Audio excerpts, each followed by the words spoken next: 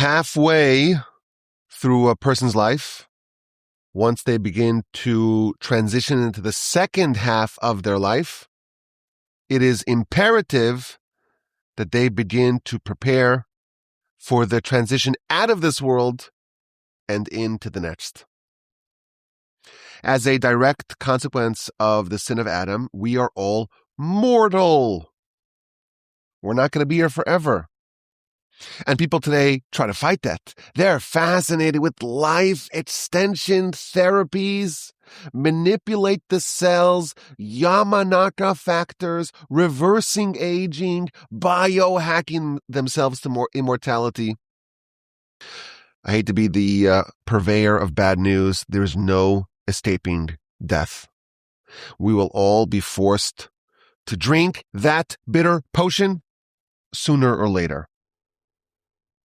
And our state at that time, at the time of our crossover into the next world, that will determine our standing in the next world. And that's why our sages advise us that when a person reaches the halfway point in their life, that's when it's time to start preparing. If you prepare too young, it could be counterproductive. It could be debilitating. It could be paralyzing. It could launch a person into depression. It could immobilize them. It could frighten them too much. But once a person has already reached the midpoint of their life, they're already past halfway, that's the time, our sages tell us, to start. Now, of course, we don't know when that is. We don't know exactly when it's halfway. We don't know when we're going to die. We don't know if we'll make it to the end of the decade or the year or the month or the week or the day or the hour. Every breath of life is a gift that we have to thank the Almighty for. It's not a given. Every second of life we must cherish. Every moment of life is an opportunity to grow, to advance, to develop, to ascend. So we don't know when halfway is. But our sages tell us that because Scripture says that the average person lives a life of 70 years, some longer, some shorter, that's the average. 35 is the point to start. It just so happens that today, global life expectancy is 70 years. So global life midpoint is 35. But in the United States, for men, women live longer. And if you've seen a sampling of men and women, you know why. For men, the life expectancy, just based upon the statistics, of course, we don't expect anything. It's all a gift. But if we had to say what the statistics tell us, it's about 79 years. So somewhere around 39 and a half, not quite 40, it's time for American men to start preparing. That's about my age, 39 and a half. So I think it's time for me to start.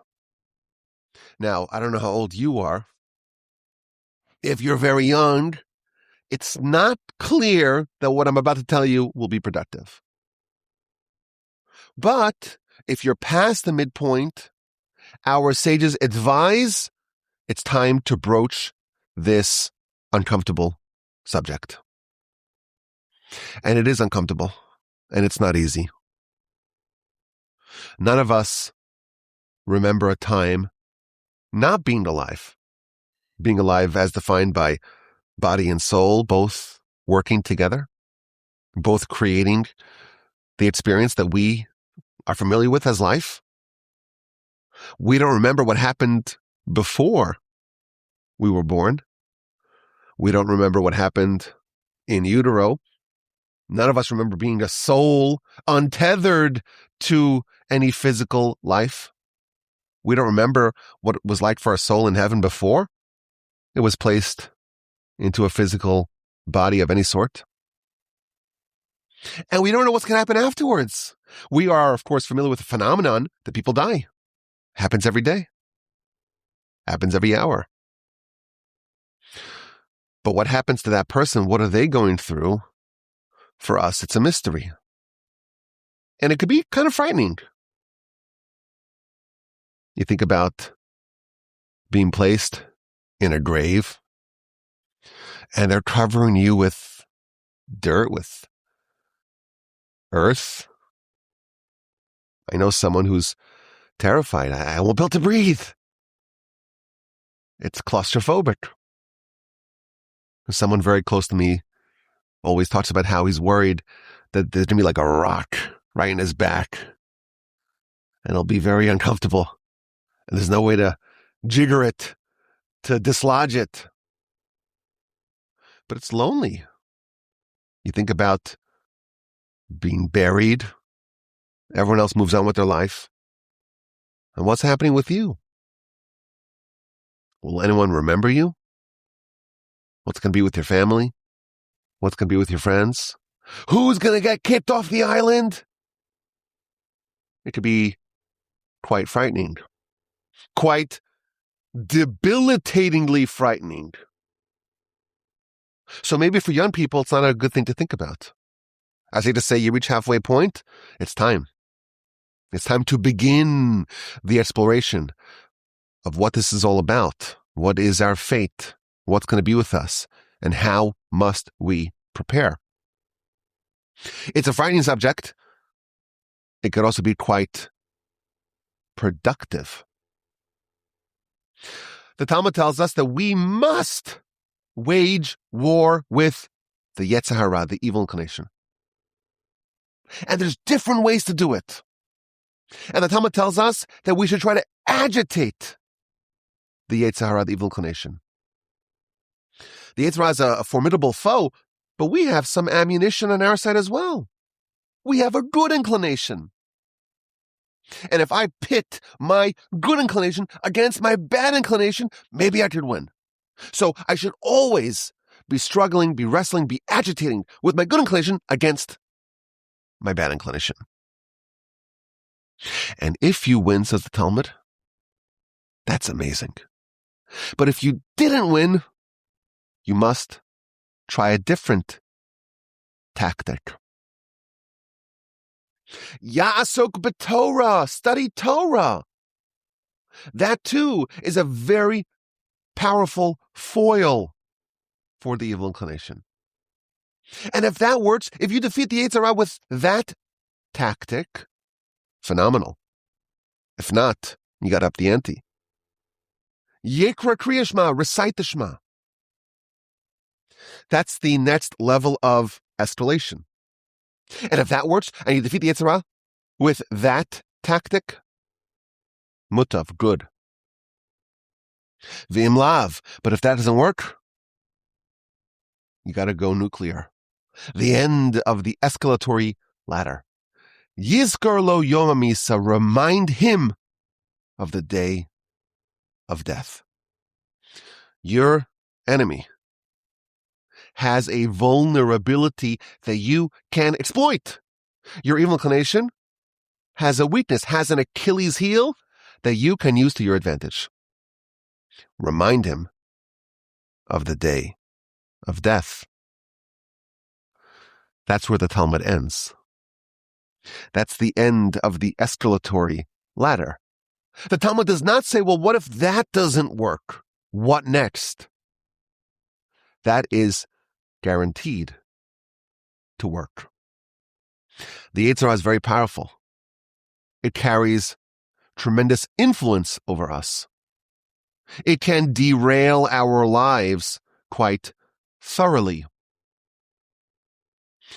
There is nothing more sobering, and I'm using that word precisely, because the Yetzer Hara uses a method that creates a form of stupor, of insanity, of lack of clarity, of blindness.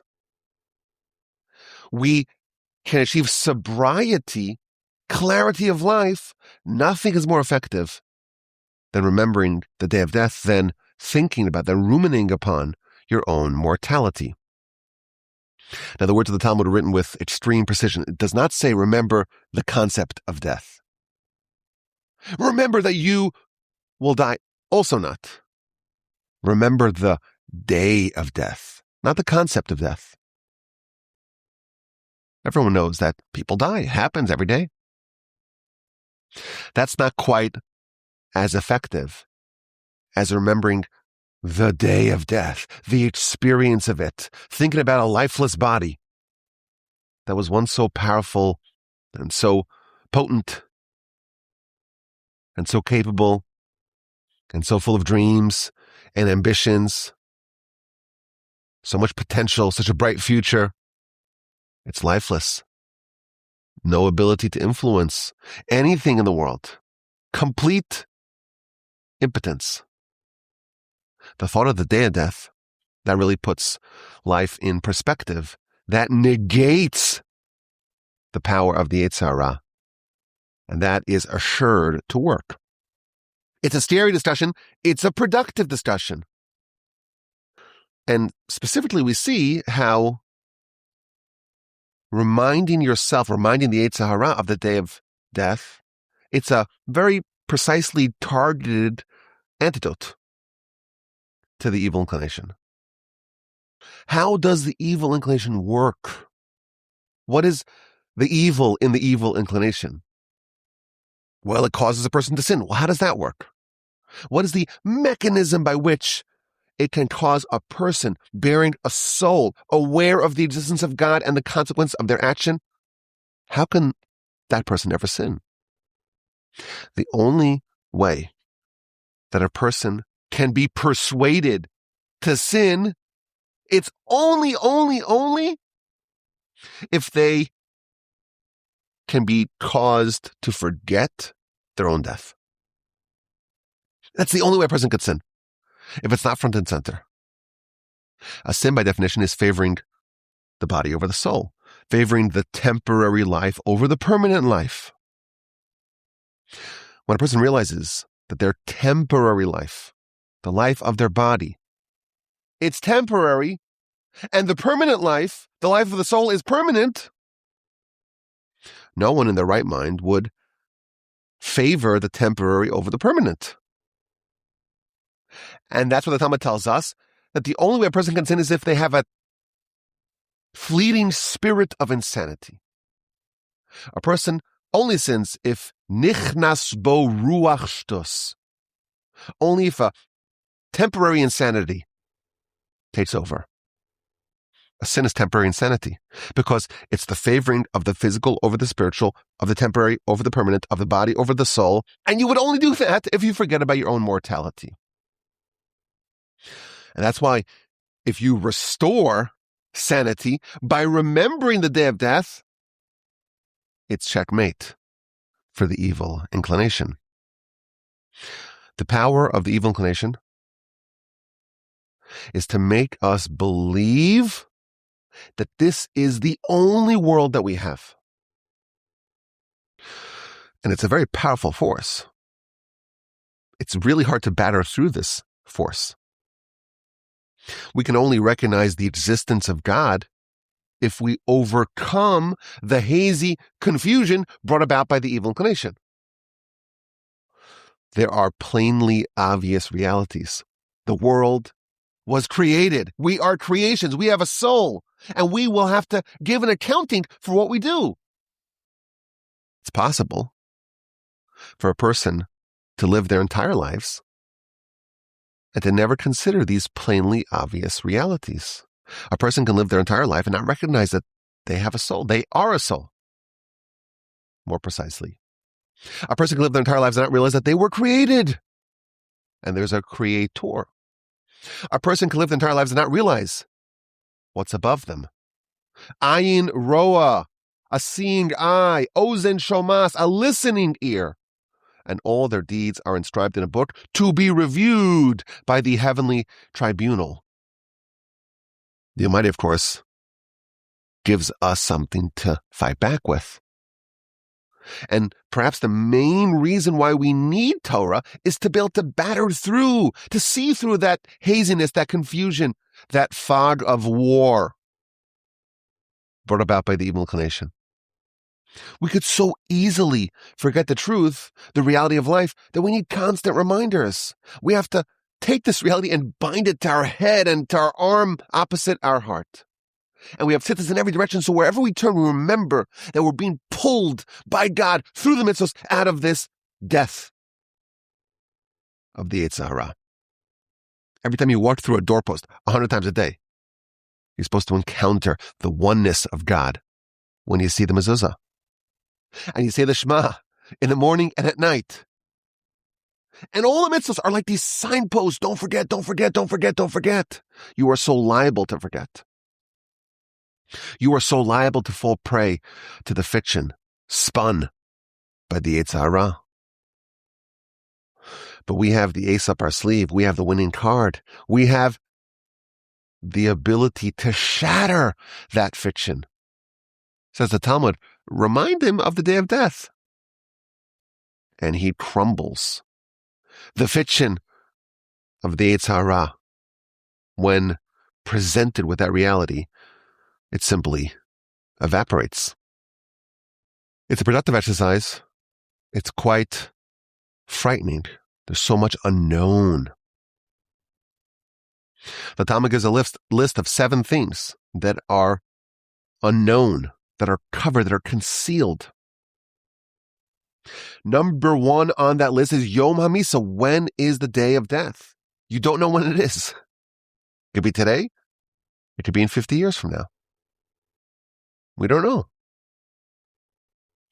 And our lack of knowledge, on one hand, is frightening. On the other hand, it gives us the ability to ignore it. If there was the looming day hanging over our head like the sword of Damocles, it would be a very different life. 7 things are concealed. Number 1 on the list is the day of death.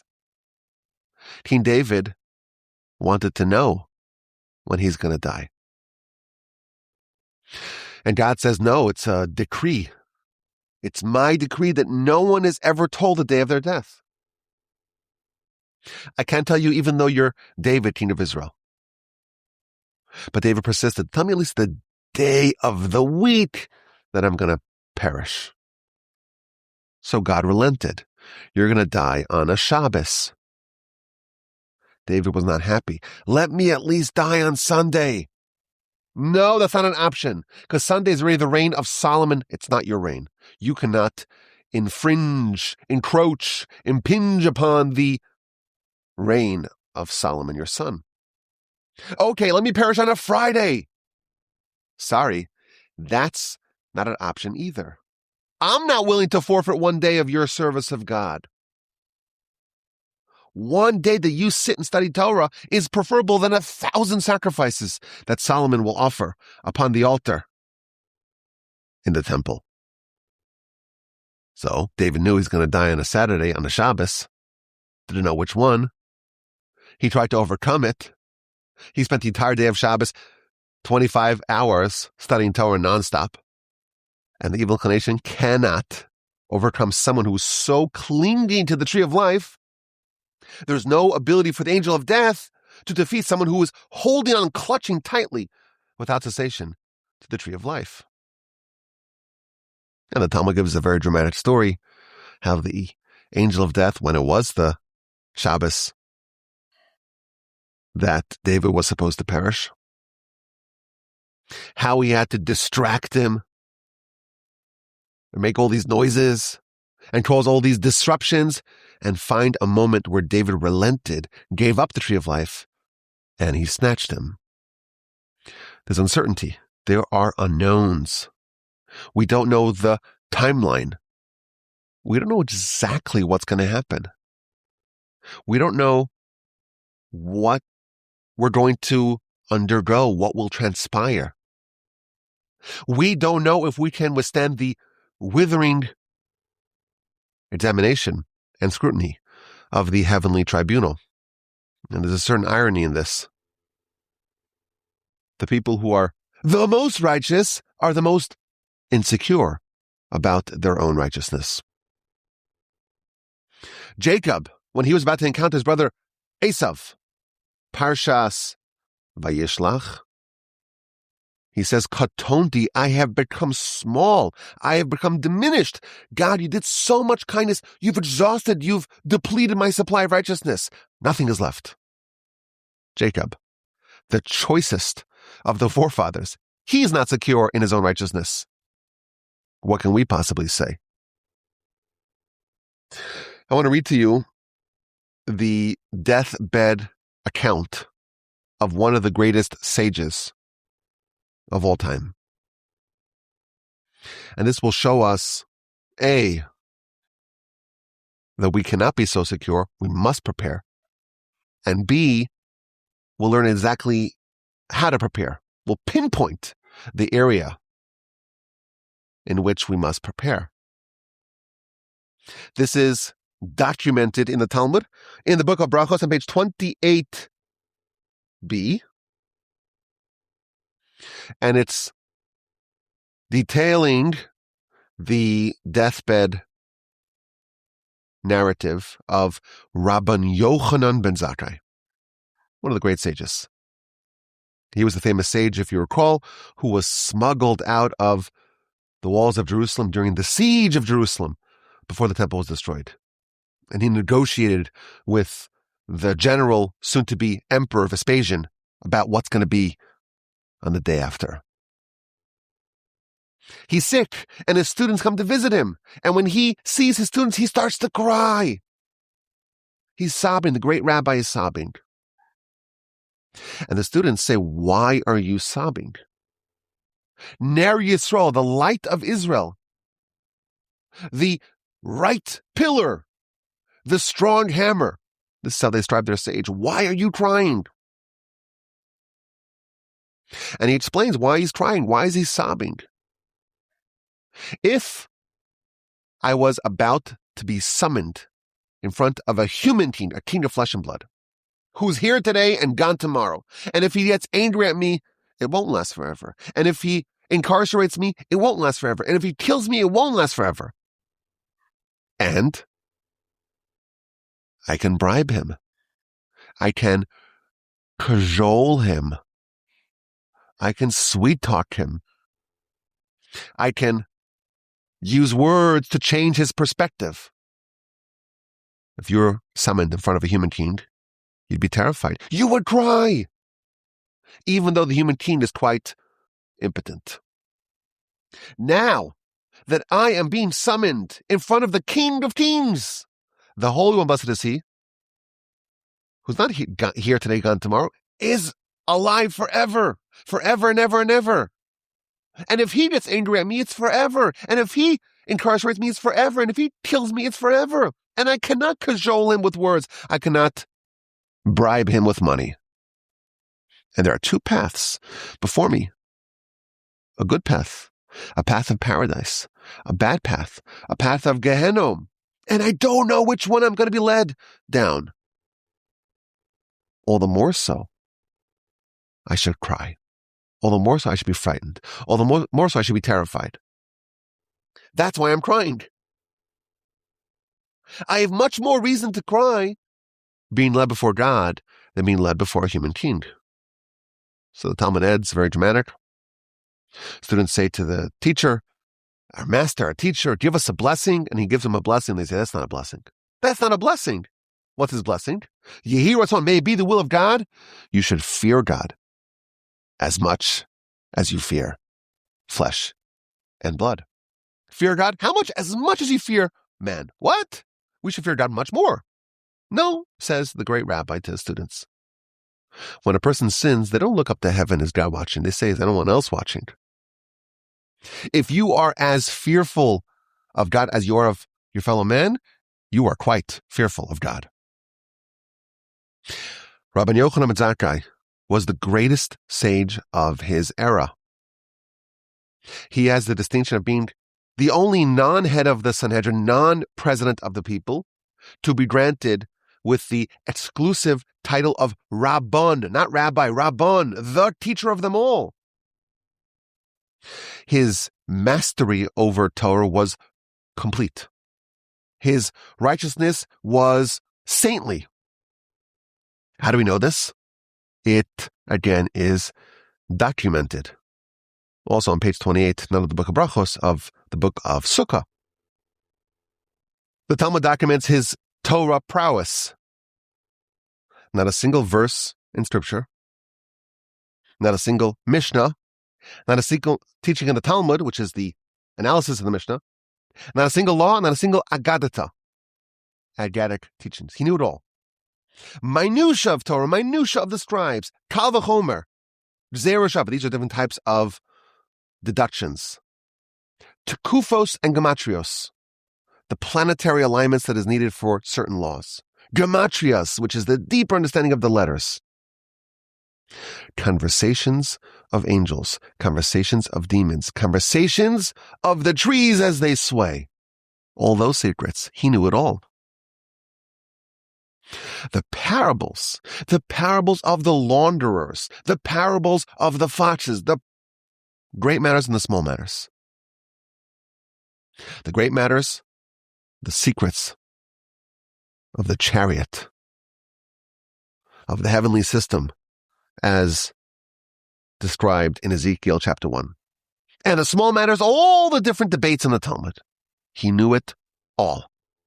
There was nothing he didn't know. Literally everything he knew. That's his Torah prowess. And his righteousness, his kindness, his piety was unparalleled. In that same page, the Talmud documents his character. Miyamav, his entire life, he did not have any non-Torah generic conversation. There was never any idle chit-chat. And he never traveled 4 cubits without bearing the tefillin and without studying Torah. And no man ever got to the academy before he did. He was the first in. And no one ever left before he left. And you would think, okay, well, that's pretty easy. Make yourself a nice little pillow and a comfy couch, and you could just sleep there, and then you'll be the first one in, the last one out. You'll never leave. Talmud continues, he never slept in the academy. Not a permanent sleep, like a deep REM sleep, and not even a little nap. He had total immersion in Torah, but never thought about words in Torah in unclean places. Despite being the greatest sage of his time, he never allowed someone to give him honor. He would open the doors for his students. And all of his Torah he attributed to his teachers. And he never said it's time to leave the academy, besides for twice a year, day before Pesach, day before Yom Kippur. The total prowess of Torah, total righteousness, an angel. And what does he say? I don't know where I'm going. I'm about to die, about to cross over to the next world. There are 2 paths. The path of paradise, the path of Gehenna, and I don't know which one I'm going to be led down. If he's terrified, what can we possibly say? How can we possibly not be terrified? But in his description, we also find the most important point. It's a very subtle point. Why are you crying? They tell him. They ask him. They question him. And he says, well, if I was being brought in front of a human king, a king of flesh and blood, who's here today, gone tomorrow, if he gets angry at me, his wrath is temporary. If he incarcerates me, the incarceration is temporary. If he kills me, the death is not permanent. And I can cajole him and I can bribe him. Nevertheless, I would still cry. Now I am being brought in front of the King of Kings, the Holy Blessed is He, who exists forever. And if he gets angry at me, it is permanent. And if he incarcerates me, it is permanent. And if he kills me, it is permanent. And I cannot sweet talk my way out. And bribes don't work. all the more so. Certainly, I should cry. Rabbi Yochanan Zakkai defines for us two different types of death. A human king can kill us willy-nilly. We don't have kings today. Most kings today are just ceremonial. But in antiquity, there was something called unbridled, unchecked, unlimited power. A king could kill whoever he wants. That's one type of death. And that's not as scary as the death that God can impose. Physical death born by a king is not permanent death. If a human king kills me, it's not permanent. The human cannot affect a certain part of a person. A human can kill another human, but that can only affect the body. There's no way for the human king or otherwise to touch the soul.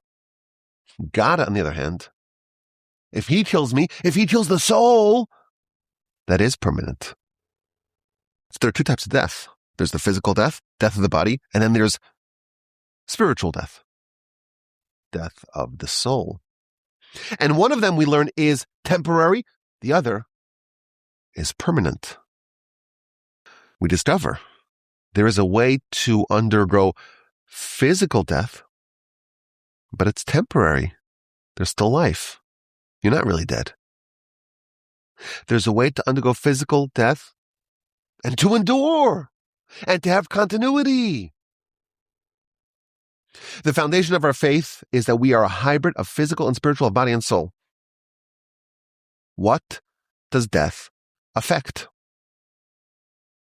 Well, we know the body stops working. No pulse, no brain activity. They can't move. They can't move their hands or their feet or blink their eyes. Their heart stops pumping. Body's dead. What about the soul? Do we have a way to gauge its life, its vitality? Is it alive? Death can affect body and soul, or body and not soul. There could be physical death. That's also spiritual death. There could be physical death that not only is not spiritual death, as we shall see, it's spiritual liberation. It could be the flowering of a brand new spiritual life. So death is a great mystery, but it's not really such a mystery. Why is it not such a mystery? We know what happens. Body goes. Body's dead. No heartbeat, no brain activity, no way to resuscitate. Body's gone. It's important to treat the body with dignity. It's important to bury the body fast, because the soul still hovers over the body until the body is buried. It's imperative to bury the body as fast as possible. Of course, it's an outrage to do anything to the body besides for burying it. A body that's not buried, it's not good. What happens to the body? Well, if you dig it up, you'll find the body's there, and seems like the flesh gets rotted away, decomposes, in the words of our sages, munched upon by worms and maggots. Where's the soul in this equation? Body goes back to where it came from, but soul goes back to where it came from. What's the state of the soul? We know what happens to the body. What about the person? What about the essence of the person, the true essence of the person? The part of the person that experiences consciousness, the part of the person that feels pain and pleasure. That is up in the air. Is there also spiritual death? Or does the physical death actually lead to the flowering, to the blossoming of spiritual life? This adds a whole other dimension to our study. If a person is meritorious, the death of the body is actually the birth of the soul, as it were. Not because the soul didn't exist prior. It did, but it was second fiddle to the body. If the person is meritorious, the death to the body is the liberation to the soul that was incarcerated, that was constricted within them. If the person is meritorious, death is the unleashing of a much richer life. If the person is meritorious, death is the unshackling of the soul. So it's a frightening subject. It's an uncertain subject. It's a subject that is replete with uncertainty, but there's also a patina of excitement, a faint thread of anticipation for those who are righteous. It's actually a promotion. I want to read to you the words of the book called Sefer HaYashar, which means the book of the upright. We don't know exactly who wrote this book, but it is attributed to Rabbeinu Tam, grandson of Rashi, one of the primary authors of the Tosafos commentary you find on every page of standard issue Talmud. He gives a very fascinating description. Ha'olam hazeh, this world, dome le'me'ara, is similar to a cave in the desert underneath the earth. A cave in the desert underneath the earth. And someone who dwells in this cave, they think, this is all that there is. There is no world aside from this world, the world in the cave, in the desert, underneath the earth. Someone who never lived anywhere else, that's the entire boundaries of known existence. If you never saw outside of this, you cannot fathom that there's anything else besides for the limitations of your world. But if the person departs from that cave in the desert underneath the earth, he could see vast lands, the heavens, the seas, the constellations, the stars. A much broader world, a much vaster world can be experienced by someone who departs from that cave. So too, a person in this world, this is the only world that we know. We don't remember what happened before we got here. We have no idea what's going to happen after we depart. We think this is the only world that we have. We're in the cave, in the desert, underneath the earth. We have a very, very small perception of existence. The world to come. The world, if we are meritorious, that we can be citizens of that world. That world is infinitely vaster.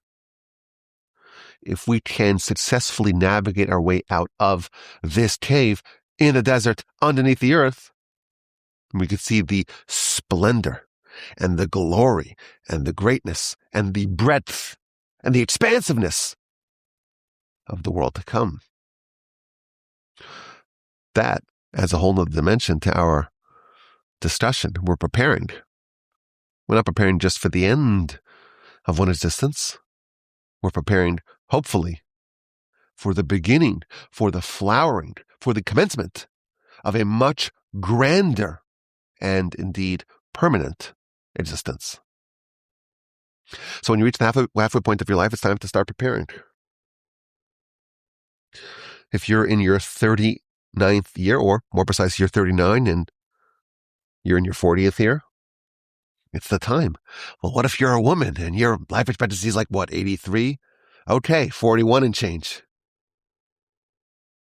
It's time. If you're beneath that point, maybe it's not as productive. It's not as helpful to think about this. Because the subject, any way you slice it, it's a scary one. It's frightening. It's frightening for everyone, even for old people who know that They're on the doorstep. They don't have much time left. For everyone, it's frightening. But it's frightening and productive. Frightening, productive, helpful maybe, and a little twinge of maybe excitement, anticipation, curiosity, sure. If you're too young, maybe this is not really where you should be at. But once you reach the midpoint, our sages tell us it's time to prepare. How do you prepare? So there's probably a lot of ways to do it. But I want to share with you, at least for now, what our sages tell us. Preparing is something that we are trained to do. When you're in high school, maybe, when you get your first job out of school, you're like, wait, why are they taking off 15% of my paycheck to something called Medicare and Social Security? And what is this thing that they say, the 401k or the IRA? Oh, you got to prepare. You got to prepare. What's going to be? What's going to be, God forbid, when you can no longer work? What's going to be when you have to retire? And what's going to be? How are you going to pay for it? You got to prepare. We agree with that sentiment. But whereas the financial advisor will say, well, you got to prepare to live to, let's say, 90. You got to make sure you have enough money to live to that age, or maybe even 100. We say, no, you got to prepare for the afterlife as well. How do you prepare? I'll read you a very short teaching in the Talmud. What should a person do and live? Maybe take a baby aspirin every day. GLP-1s. Make sure that you an apple a day. Does that still work? Get your exercise. High intensity interval training. Says the Talmud, you want to live? Die. You want to live? Die. What? What does that mean? Death is a process of separation. Separation of body and soul. Separation of physical and spiritual. There are two ways that the physical and spiritual can be separated. It could be something that happens exclusively at death. Or you can live a life where you are constantly separating the physical and the spiritual and not allowing your spiritual to get enmeshed and ensnared and entangled with the physical. You want to live. Live by the definition of the soul. Live for eternity. Live in the afterlife. Get out of this cave in the desert underneath the earth and experience that rich and permanent world. That vastly richer world. You want to do it? Okay. Don't allow death to be the only time that the physical and spiritual get disentangled, get separated, get severed. If you live a life by saying, I'm going to make sure that my spiritual essence, my soul, my focus, my consciousness is not enmeshed, ensnared, entrapped, entangled with the physical. I'm living a life today where I'm focused on the spiritual. And I'm always remembering the fact that my true existence is my soul. And my true reality is the soul. And I know I have the evil inclination telling me otherwise. Don't think about your death. That doesn't matter. Or better yet, that shouldn't even be part of the conversation. If I'm able to quiet that voice and see with clarity to live a life focused on the spiritual, make sure every action is an action that is carefully weighed. Every decision is carefully weighed. Like we mentioned earlier, know what's above you. That's what the Talmud Mishnah says. You'll never sin if you know this. You'll never sin if you realize that there's a seeing eye, a hearing, a listening ear, and all your deeds are inscribed in a book. You live life like that. You are dying, meaning separating the physical and spiritual, and ensuring that the spiritual is unaffected, is undamaged by its excursion in this world. That is the key. That when you die, it's only the physical death, and it is the flowering of the spiritual life. The Yetzer Hara wants us to think that we're here to enjoy. We're here to live a good life, to make it in life. What does it mean to make it in life? Have a good time. Well, okay, that's what, 50, 70, 80, 79, 83, 100 years? The key, says the Talmud, you want to live for eternity? Die a little bit while you are alive. Make sure that separation of the body and soul is a constant exercise in your life.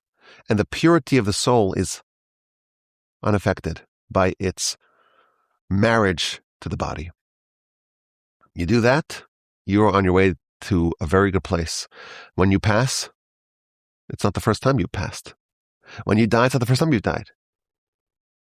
When the soul is all that you have, it's not the first time the soul is given an audience in your life.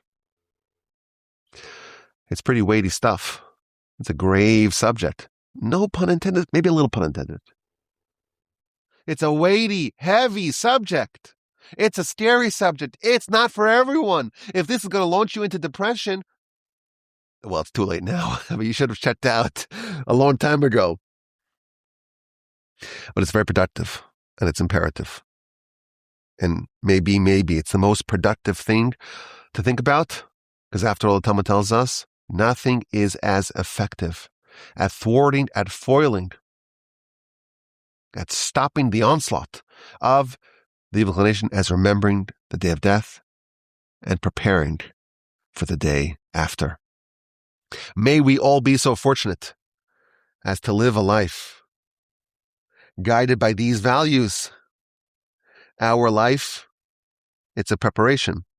In the words of the Talmud, death, it's like going through a corridor to the ballroom.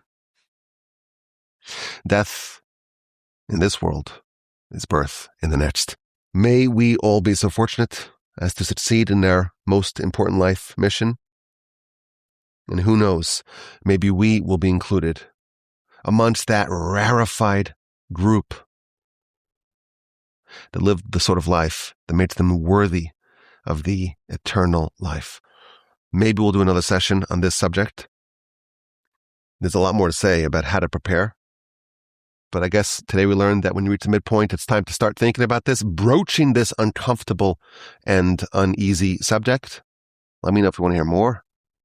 Do you want to hear more? RabbiWolbe@gmail.com.